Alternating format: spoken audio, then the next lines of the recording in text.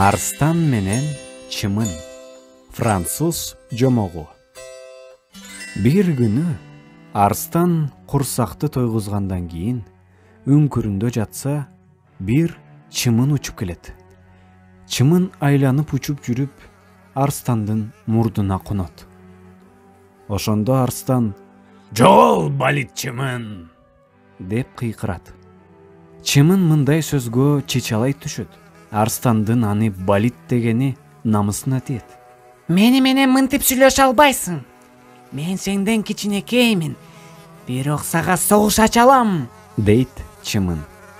Арстан болсо мыйгынан күлүп коет. Жаткан жеринен козголуп да койбойт. Чымын болсо жогору көтөрүлүп, канаттарын чырпып даярдана баштайт. Арстандын башына бир-эки жолу катуу тээп, терисинин ичке жерин тиштегилеп, кытыгылап керет.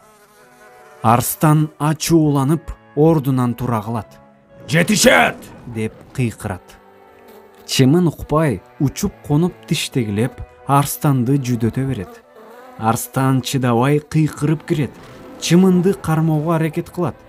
Бирок чымын бир жерге турбай, ары-бери секирип карматпайт. Бир маалда арстандын мурдунан тиштеп алат.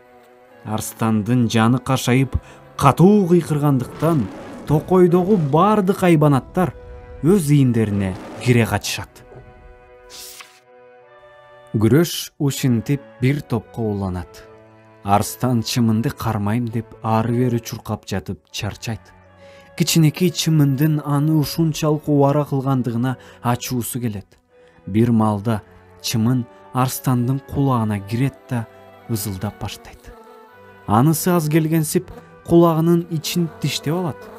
Арстан эмне кылаарын билбей, ары-бери жулкунуп, астыңкы буту менен тырмана баштайт.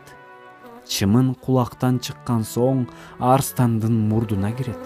Арстандын ачуусу күчөп, чымын өлсүн деп дубалга уруну атып, башы жарылып, жатып калат. Ошондо чымын айбанаттардын падышасын өлтүрдүм. Эми айбанаттардын падышасы менмин, деп кыйкырып, жар салып кирет. Ошентип дардалаңдап атып, жөргөмүштүн желесине илинип калат. Арстан жайлай албаган чымындын түбүнө жөргөмүш жеткен экен.